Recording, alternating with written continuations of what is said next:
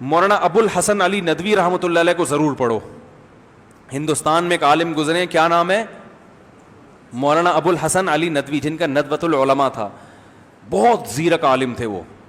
انہوں نے جو 100 سال پہلے پیش گوئیاں کی تھی نا, آج وہ پوری ہو رہی ہیں. انہوں نے کہا تھا مسلمان اگر سائنس اور ٹیکنالوجی کی طرف اور جدید ذرائع کو اگر استعمال نہیں کرے گا, یہ دھکے کھائے گا مستقبل میں. بہت سے لوگوں نے ان وقت ان کی مخالفت کی تھی, لیکن آج ان کی پیش گوئیاں پوری ہو رہی ہیں, وہی باتیں پوری ہو رہی ہیں. جب عربوں کی لڑائی ہوئی تھی نا اسرائیل سے, تو انہوں نے پہلے کہہ دیا تھا کہ عربوں کو شکست ہوگی اس میں, حالانکہ عرب بہت بڑی تعداد میں تھے. انہوں نے کہا عرب ہار جائیں گے جنگ.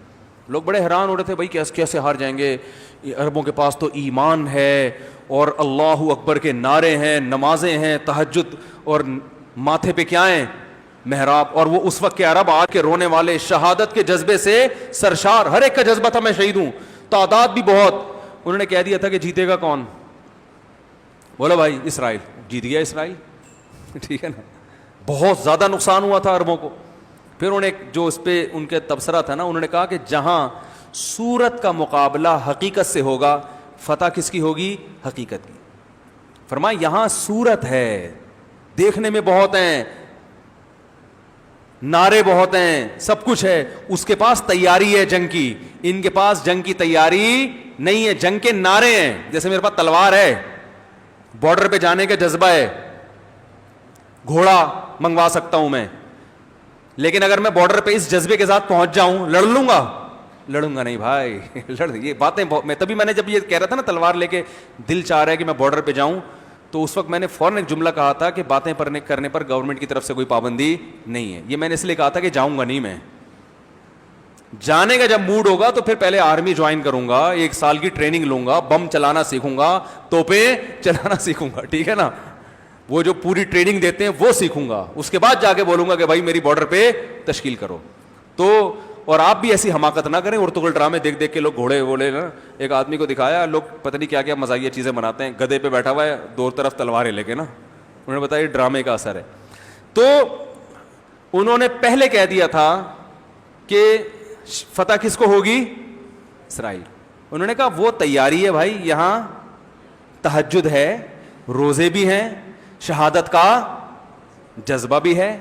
اتنا کافی ہوتا تو اعدوا لهم ما استطعتم من قوہ, جو قرآن نے کہا کہ دشمن کے خلاف قوت اکٹھی کرو. اور پھر ہم تو ہر چیز میں تعویل کرتے ہیں نا. قرآن میں اللہ نے کیا کہا ہے؟ ایمان والو جنگ لڑنے میں نا دشمن کے خلاف کیا بناؤ؟ اپنے آپ کو پاورفل کرو. تو ہو سکتا ہے کوئی جاہل صوفی اٹھ کے اس آیت کی تشریح کرتا کہ یہاں قوت سے ایمانی قوت مراد ہے, دشمن کے خلاف ایمان مضبوط کرو. تو اللہ نے آگے فوراً کہہ دیا وَمِن رِبَاطِ الْخَيْلِ, استبل بناؤ گھوڑوں کے, صحیح ہے نا. اور حدیث میں آپ نے تشریح کر دی, فرمایا الا ان القوۃ الرمی, یاد رکھو یہاں قوت سے مراد تیر اندازی ہے, تیر اندازی, تیر چلانا سیکھو.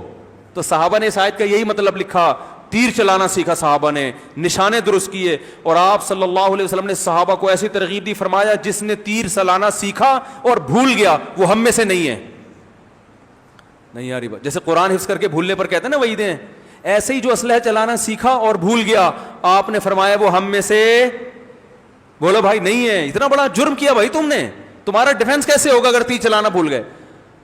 ہم کہتے ہیں یا رسول اللہ میں تو تہجد پڑھتا ہوں, میں تو اتنا رو رو کے دعا مانگتا ہوں, فتح میرا مقدر ہے. اللہ کے نبی فرمائیں گے تو تیر چلانا آتا ہے؟ نہیں آتا نا. تو اللہ کے نبی ہمیں لڑنے کی اجازت نہیں دیں گے. بولیں گے قرآن میں اللہ کہہ رہا ہے ان کے خلاف قوت.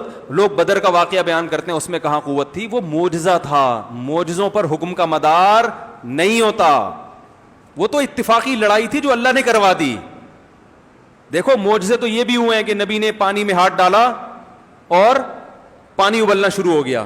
اب آپ کہو کہ بھی نارتھ کراچی میں پانی نہیں آ رہا ہے, بھائی مفتی صاحب آپ ٹینکی میں ہاتھ ڈالیں, جیسے نبی کا معجزہ ہوا, ہو سکتا ہے آپ کی کرامت ہو جائے. مفتی صاحب اگر عقل مند ہوں گے بولیں گے بھائی جاؤ KMC والوں سے لڑو, دھرنے دو, ٹینکر جو ہے نا ٹینکر مافیا کو ختم کرو, کنویں کھودو, یہ سارے کام کرو, پھر بھی نہیں آئے تو ہو سکتا ہے میں ٹینکر میں ہاتھ ڈالوں, شاید اللہ نکال دے پانی. میرے گھر میں تو ابھی تک نکلا ہے نہیں, ٹھیک ہے نا. تو معجزے کوئی اصول تھوڑی ہوتے ہیں, معجزے تو اللہ کی مدد ہوتی ہے, وہ اللہ کا کام ہے.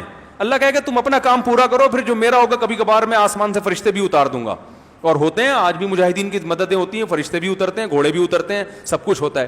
اپنا کام پورا. تو اب مولانا ابو الحسن ندوی بڑے خاندانی عالم تھے, انہوں نے کہہ دیا تھا عربوں میں تقویٰ ہے, تہجد ہے, شہادت کا جذبہ ہے. اسرائیل کے پاس شہادت کا جذبہ بھی نہیں ہے, تقویٰ بھی نہیں ہے, تہجد بھی نہیں ہے, مگر تیاری جنگ کی پوری ہے. اسے پتہ ہے کہاں کہاں سے حملہ ہو سکتا ہے. کہا کہ وہاں حقیقت ہے, یہاں صورت ہے.